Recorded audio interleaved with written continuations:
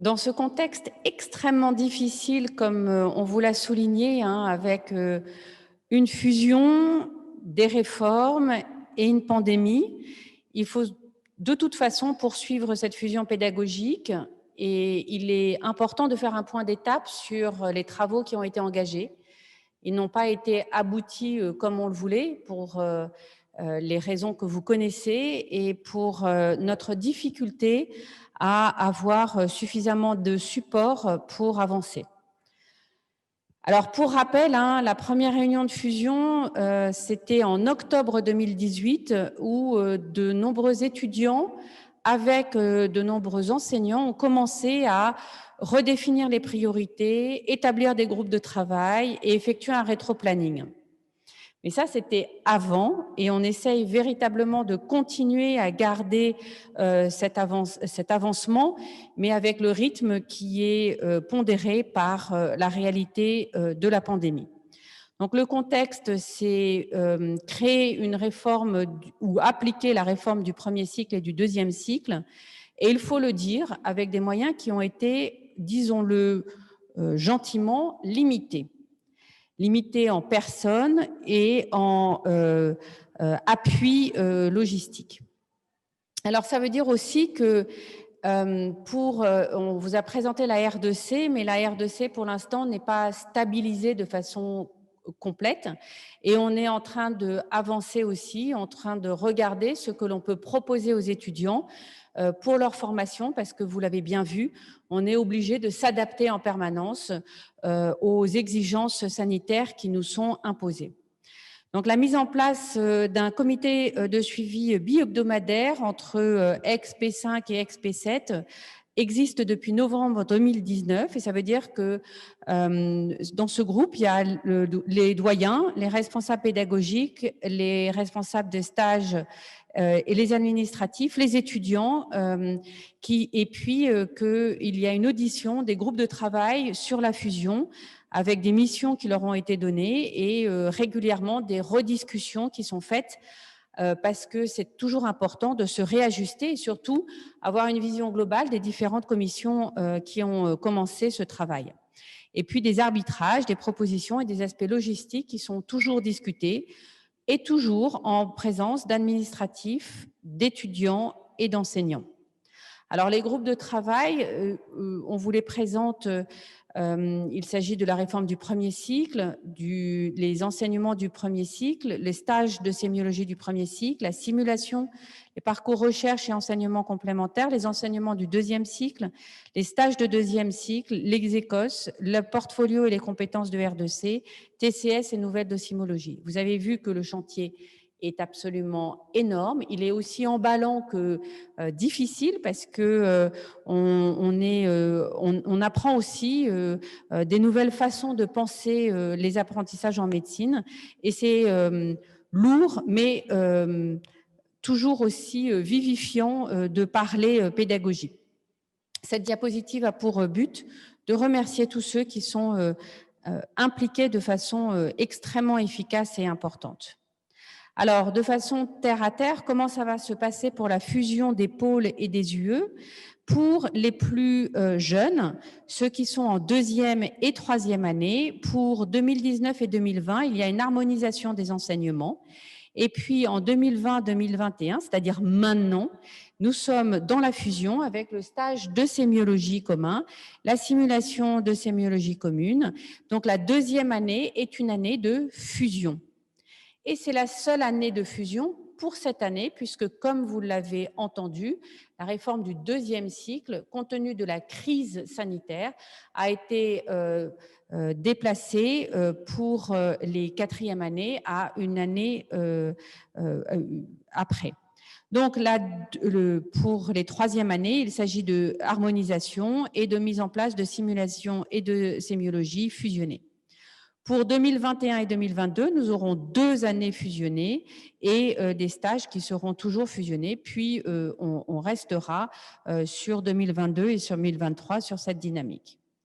Pour les plus grands, pour les quatrième, cinquième et sixième années, il n'y a pas d'année fusionnée pour l'instant, mais on commence à travailler, et vous l'avez vu, c'est quelque chose que nous avons commencé en 2018, sur les réformes de R2C.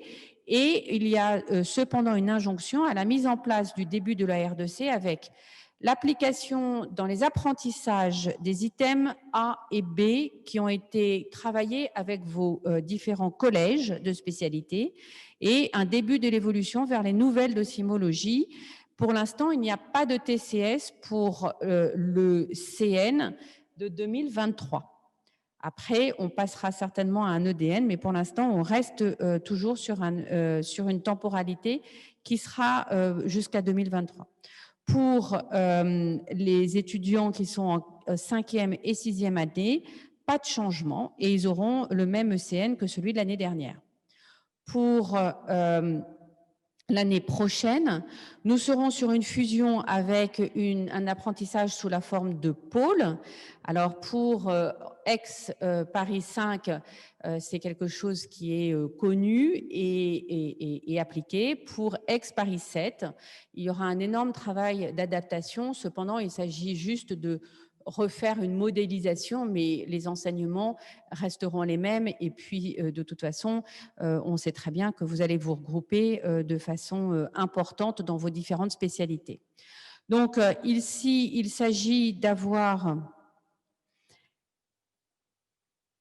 un enseignement qui est commun avec des stages qui seront l'année prochaine communes. Pour l'instant, cette année, les stages ne sont pas fusionnés.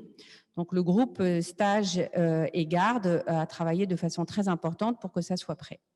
Et puis, l'année suivante, eh bien, c'est les 5e années qui seront complètement fusionnées avec des pôles qui seront, pour le coup, pour 2022-2023 aussi fusionnés, et pour lequel il y a un énorme travail encore de homogénéisation des apprentissages. Donc, pour ce qui est de l'ECN actuel est encore pour 2021-2022, et l'ECN actuel est aussi, mais cette fois-ci avec des apprentissages A et B, pour juin 2023. Pour le reste, on ne sait pas encore très bien comment ça va évoluer, mais normalement, il y aura le nouvel EDN pour septembre 2023 pour les étudiants qui seront sous la modalité fusionnée. L'offre des stages est un avantage incroyable, tant sur le plan de la diversification que des brassages. Il faut savoir que ex-Paris 5 et ex-Paris 7 représentent à eux tout seuls presque 50% des hôpitaux de la PHP, un tiers des unités d'INSERM. C'est absolument extraordinaire dans la diversification et les brassages. Cependant, nous faisons très attention, et les inquiétudes des étudiants ont été entendues sur le temps des trajets et la refonte des parcours. Et le groupe Stage et Garde avec Caroline Dubertré et Alain Cariou est extrêmement attentif avec les étudiants à ce que justement cette refonte au niveau des stages se fasse le mieux possible. Ici, nous vous mettons un élément de complexification qui est l'apprentissage des écosses, qui sera très important. Et vous le voyez bien, compte tenu des problématiques sanitaires, nous n'avons pas pu faire les écosses que nous voulions faire pour entraîner les étudiants, et nous sommes en train de nous intéresser à éventuellement faire des écosses sur les lieux de stage ou associer ces écosses à des écosses distancielles. Donc, en conclusion, vous voyez que nous avons de nombreuses difficultés avec la pandémie, la fusion du numérique. Nous tenons à vous remercier pour la motivation et l'adaptation incroyable des enseignements. C'est une chose incroyable et remarquable de travailler avec vous tous, avec les enseignants, les administratifs et les étudiants. Oui, donc on tenait aussi à souligner que malgré des ressources humaines extrêmement limitées, on a un engagement de la scolarité et des TIS qui est majeur, mais qu'il faut probablement aussi que nous aidions. Et que finalement, bon, si on veut rendre les choses peut-être un petit peu positives et optimistes, c'est de dire que ces difficultés sont aussi motrices de l'innovation, en particulier dans l'utilisation des outils distanciels, que ce soit dans la formation, mais aussi dans l'évaluation. Donc, je me joins bien sûr au professeur Badoil pour vous remercier, pour remercier aussi l'ensemble des enseignants qui ont été particulièrement éprouvés hein, au début de cette rentrée. Bon, et en particulier les enseignants des UE qui sont des années qui sont de l'année qui est fusionnée, hein, donc en l'occurrence du DFGSM2. Donc pour leur travail remarquable, bon, qui, bon, malgré finalement l'ensemble des difficultés, a pu être déployé et vraiment merci à eux et merci à l'ensemble des enseignants de toutes les années. Vous souhaitez une bonne année et quelque chose de difficile, mais on ne résiste pas à l'envie de vous la souhaiter quand même. Gageons sur le fait que ça puisse aussi être une année sur laquelle on mise sur une solidarité, une façon de penser autrement la pédagogie.